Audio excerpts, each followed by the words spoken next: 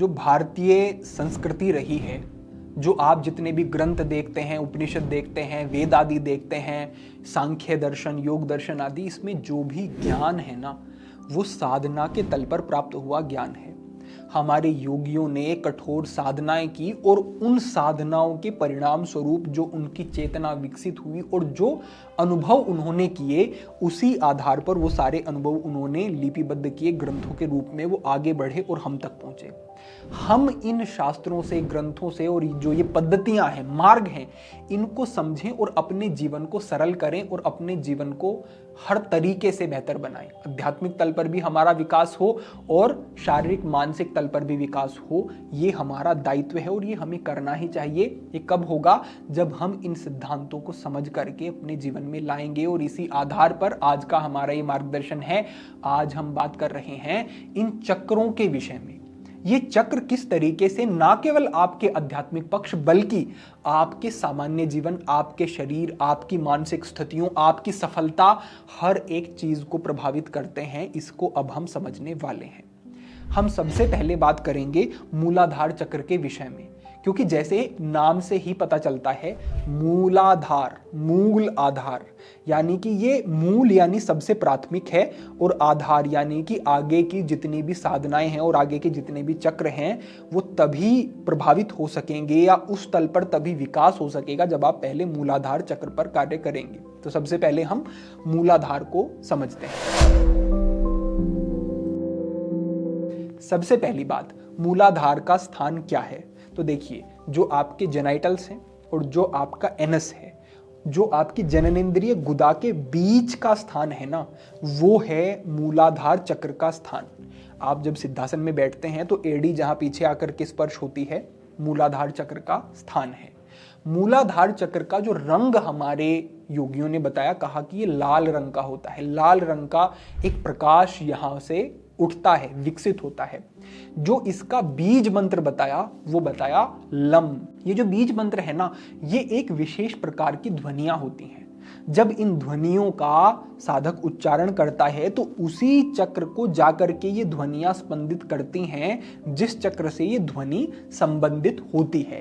तो जब आप लम का उच्चारण करते हैं, वो हम आगे बताएंगे कि किस तरीके से कैसे करना है, लेकिन लम का जब उच्चारण किया जाएगा तो मूलाधार चक्र को स्पंदित आप करेंगे और ये विकसित होना शुरू हो जाता है। जो ऊर्जा यहीं पर अटकी रहती है, रुकी रहती है, वो ऊपर की तरफ बढ़नी शुरू हो जाती है। और जब ये ऊर्जा ऊपर की तरफ उठती है तो फिर आपका अगला चक्र और अगला उस तरीके से फिर विकसित हो सकता है। लेकिन अगर मूल पे काम नहीं किया तो फिर आगे नहीं बढ़ा जा सकता है। जो इस मूलाधार चक्र का चिन्ह होता है, ये 4 पंखुड़ियों वाला कमल होता है। और जो ये तत्व होता है इसका, पंच महाभूतों में से, तो जो मूलाधार चक्र है वो पृथ्वी तत्व से जुड़ा हुआ होता है। तो ये मूलाधार चक्र की एक प्राथमिक जानकारी मैंने आपको दी।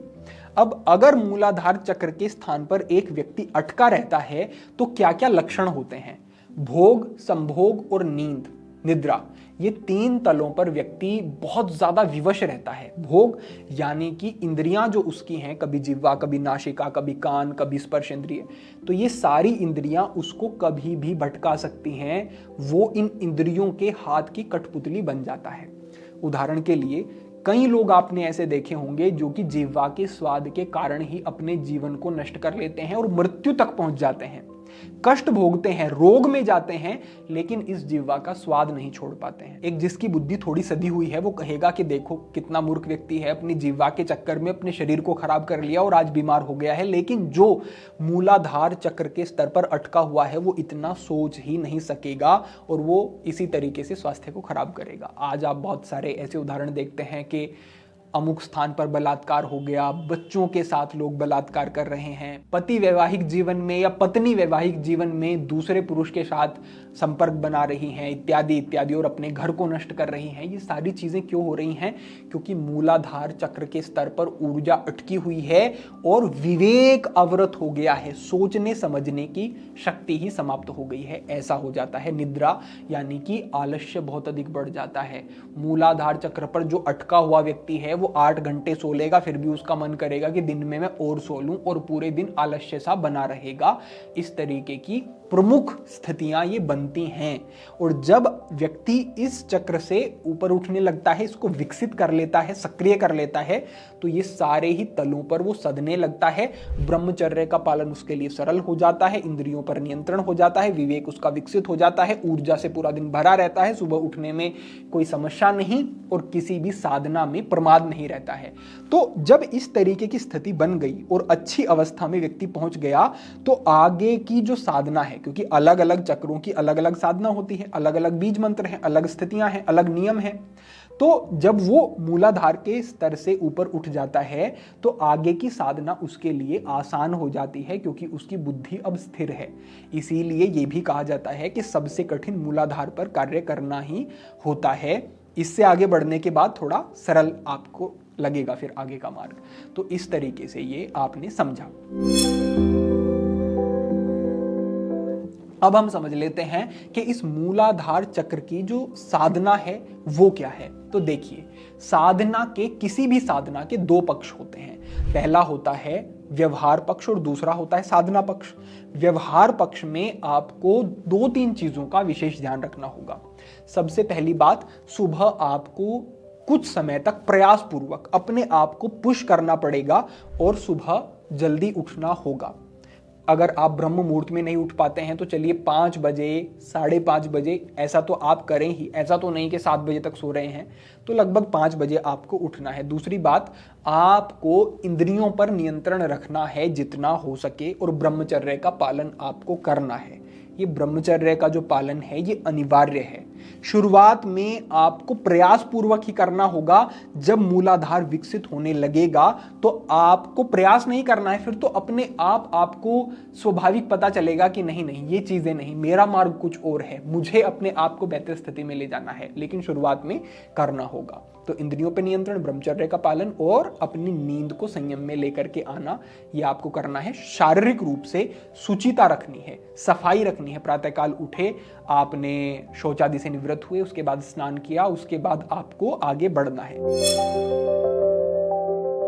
अब साधना यह है कि आप सुबह एकांत स्थान पे या तो कक्ष में, अगर व्यवस्था है तो बाहर खुले में एक दरी कंबल आदि बिछा करके नीचे बैठें और उसके बाद सिद्धासन लगाएं।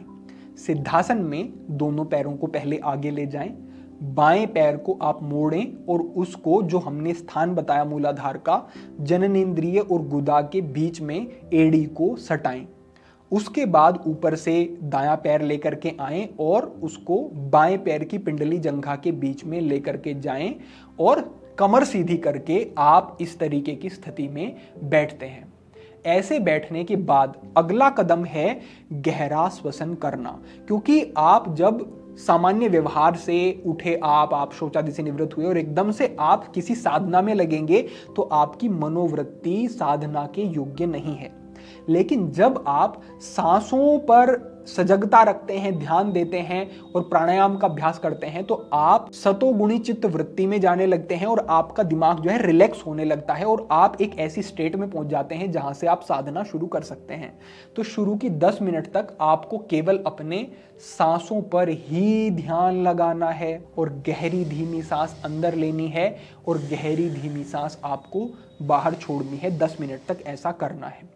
उसके बाद अगली जो 10 मिनट हैं, इसमें आपको जो मूलाधार का स्थान है, जहां सिद्धासन में आपकी एड़ी पीछे जाकर के स्पर्श हो रही है, उस स्थान पर अपनी सजगता को ले जाना है। सांसें गहरी और धीमी चलती ही रहेंगी और सजगता मूलाधार चक्र के स्थान पर लगी रहेगी और वहां पर आपको लाल रंग का प्रकाश देखना है। जैसे एक लाइट है जो चमक रही है, एक बिंदु है जिससे एक लाल रंग का प्रकाश निकल रहा है और वो आपके शरीर में जैसे फैल रहा है। इस तरीके से आपको मूलाधार चक्र के स्थान पर अनुभव करना है। जब आप अनुभव करेंगे तो आप पाएंगे कि आप सरलता से ये कर पा रहे हैं। अगली 10 मिनट तक आपने ये किया और अगली जो 10 मिनट है, यानी कि 20 मिनट तक का ये हो गया। अगली जो 10 मिनट है, इसमें आपको बीज मंत्र का उच्चारण करना है और अपनी सजगता को मूलाधार पर, उसी लाल प्रकाश पर लगा करके रखना है और बीज मंत्र का उच्चारण करना है कुछ इस प्रकार से, लम।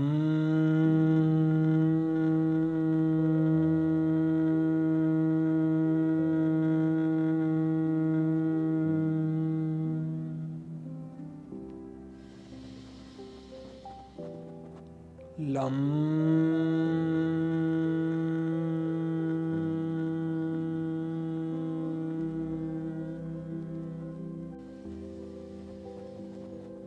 लम।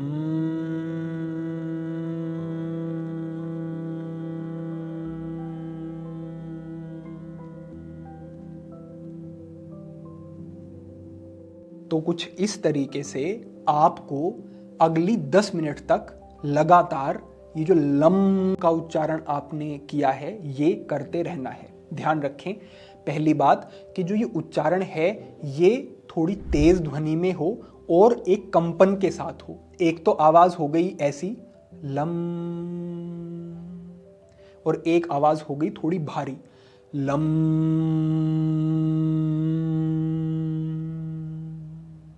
तो जो ये बीज मंत्र का उच्चारण है इसमें वाइब्रेशन ज्यादा आए, इसके लिए थोड़ी सी भारी आवाज में बीज मंत्र का उच्चारण करना है।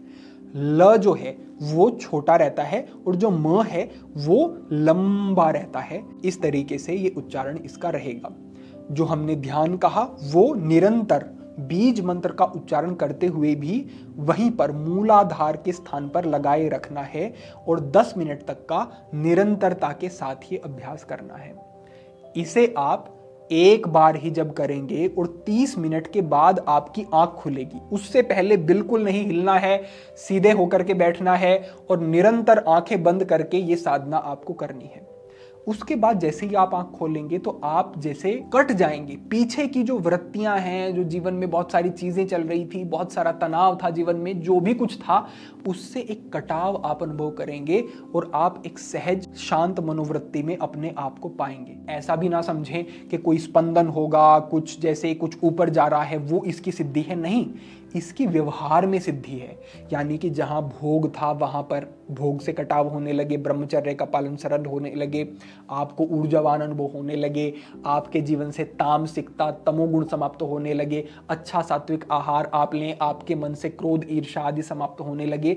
जब इस तरीके के लक्षण प्रकट होने लगे तो समझे कि मूलाधार से आप अब ऊपर उठ रहे हैं। तो इस तरीके से हमने इस पर बात की। इसी तरीके से आगामी चक्रों की भी अपनी अपनी साधनाएं होती हैं और जब आज्ञा चक्र पर व्यक्ति की चेतना पहुंच जाती है तो उसे अनेकों सिद्धियां भी मिल सकती हैं। वो जीवन मुक्त हो जाता है, परमात्मा के निकट हो जाता है और हर तरीके के बंधन से छूट जाता है। वो एक बहुत ऊंची अवस्था है और उस पर भी हम बात करेंगे और यहाँ पर जो इस स्तर पर साधनाएं होती हैं उसके बारे में बात करेंगे। लेकिन अभी आपके लिए संकेत यही है कि आप अपने मूलाधार पर कार्य करना शुरू करें और उसकी पूरी विधि हमने आपको अभी जो ये बताई है, सरल है और निरंतर की जा सकती है, हर व्यक्ति कर सकता है। इसको अपनाएं और जीवन में लाएं, इससे ही आपको बहुत अच्छे बहुत सुंदर लाभ प्राप्त होंगे। तो ये शास्त्र सम्मत मार्गदर्शन था जो हमने आपके साथ साझा किया। आगामी अगर आपकी जिज्ञासा है कि दूसरे चक्रों पर भी बात की जाए तो कमेंट के माध्यम से जिज्ञासा व्यक्त करें, हम निश्चित रूप से उस पर भी मार्गदर्शन साझा करेंगे। तो आज के लिए आपके लिए यही मार्गदर्शन था। भविष्य में अन्य महत्वपूर्ण विषयों पर मार्गदर्शन होता रहेगा। सभी के लिए प्रार्थना, सभी के लिए मंगल कामना। आज के लिए इतना ही। ओम नमः शिवाय।